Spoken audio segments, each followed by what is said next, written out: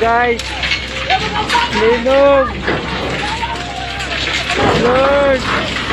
Tabang, Lord. A powerful earthquake measuring 7.4 in magnitude has struck off the eastern coast of Mindanao in the southern Philippines, triggering a tsunami warning.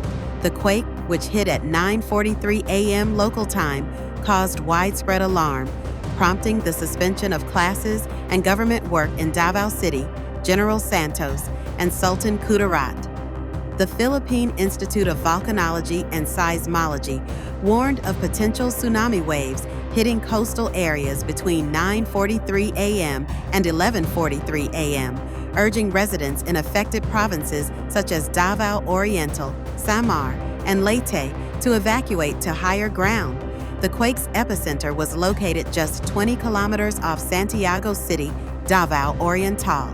This latest tremor follows a deadly 6.9 magnitude earthquake in Cebu last month, and authorities are now on alert for aftershocks and possible further damage. The Philippines, part of the Pacific Ring of Fire, remains highly vulnerable to seismic activity due to tectonic plate movements in the region.